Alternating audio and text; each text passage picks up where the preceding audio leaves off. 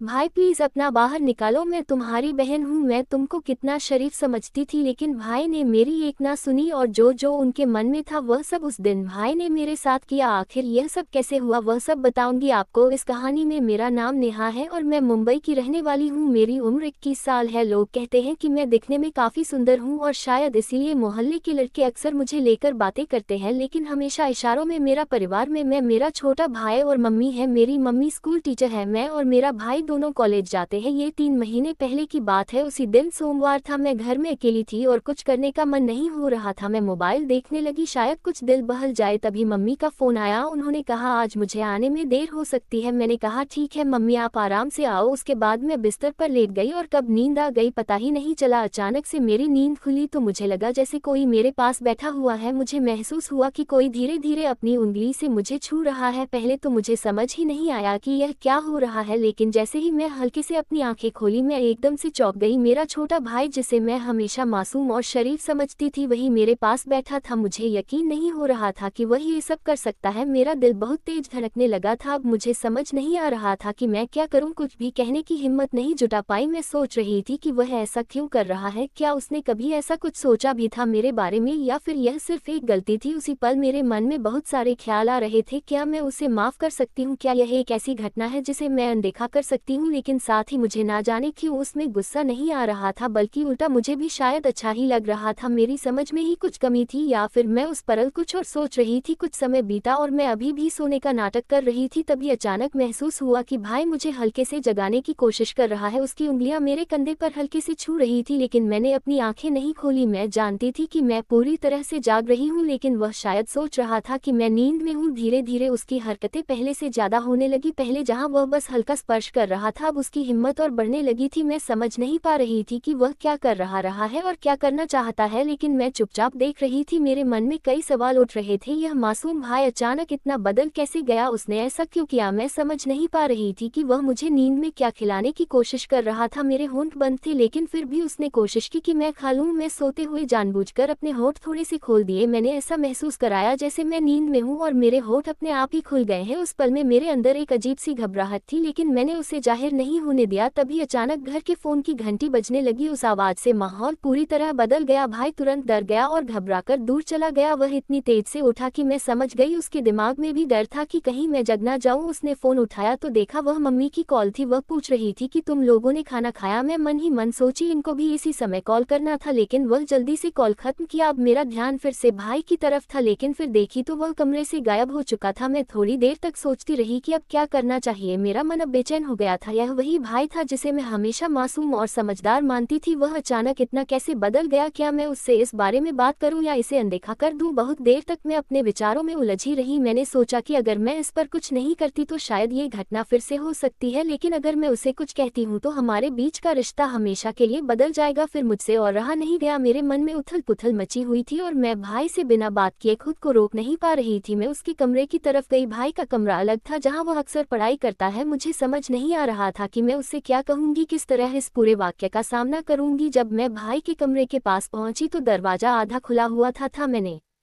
धीरे से अंदर झांका। फिर मैंने जो देखा उसने मेरी आंखें पूरी तरह से चौड़ी कर दी। भाई बिस्तर पर लेटा हुआ था और वह अपने हाथों से कुछ ऐसा कर रहा था जिसे देखकर मैं पूरी तरह से हैरान रह गई। मेरे दिल की धड़कन तेज हो गई। मैं कुछ समझ नहीं पा रही थी। मेरा मासूम और सीधा साधा भाई, जिसे मैं अब तक सिर्फ एक बच्चे की तरह देखती थी, वह ऐसा कर सकता है? मैंने कभी सोचा भी नहीं था। करीब 15 मिनट तक मैं बस दरवाजे पर खड़ी देखती रही। मेरे दिमाग में कई सवाल उठ रहे थे। आखिर उसे क्या हो गया है? क्या वह सच में ऐसा कर रहा है या फिर मैं किसी भ्रम में हूँ? मैं खुद को शांत करने की कोशिश की, लेकिन मेरी आंखें उसी पर टिकी हुई थी। मुझे पता था कि मुझे कुछ करना चाहिए या कुछ कहना चाहिए, लेकिन मेरे अंदर से आवाज नहीं निकल रही थी। मैं जिस भाई को अब तक मासूम समझती थी वह मेरे सामने बिल्कुल अलग रूप में था। उसे इस हालत में देखकर मुझे एहसास हुआ कि शायद उसने बचपन से कुछ ऐसा देखा या महसूस किया है जिसके बारे में मैंने कभी सोचा ही नहीं। मेरे मन में उसके प्रति नफरत नहीं आई, बल्कि मैं उलझन में थी। मैं समझ नहीं पा रही थी कि यह मेरी कोई गलतफहमी है या फिर कुछ और। मैंने धीरे धीरे दरवाज से हटने का फैसला किया। मुझे नहीं पता था कि अगर मैं उसे इस हालत में टोकूंगी तो बीच क्या होगा। मैं मन ही मन सोचने लगी कि उसने मेरे साथ कुछ गलत कर दिया तो उतने में उसने मुझे देख लिया और फिर वही हुआ जिसका मुझे डर था। दोस्तों, उसके बाद मेरे साथ जो भी हुआ वह सब आपको वीडियो के अगले भाग में सुनने के लिए चैनल को सब्सक्राइब कर दीजिए। दोस्तों, इस कहानी को सुनाने का उद्देश्य किसी के दिल को ठेस पहुंचाना नहीं है, किसी की भावनाओं को ठेस पहुंचाना नहीं है, किसी भी प्रकार की अनैतिकता या अश्लीलता को बढ़ावा देना नहीं है। इस कहानी का उद्देश्य समाज में हो रहे इस प्रकार के मुद्दों के प्रति जागरूकता लाना है। हम ऐसे मुद्दे समाज के बीच लाकर यह शैक्षिकी संदेश देना चाहते हैं कि लोग सावधान रहे, सतर्क रहे और अपने अपने घरों में खुश रहे। और आप हमारी ऐसी ही कहानियों को देखते रहे। नमस्कार, जय हिंद, जय भारत।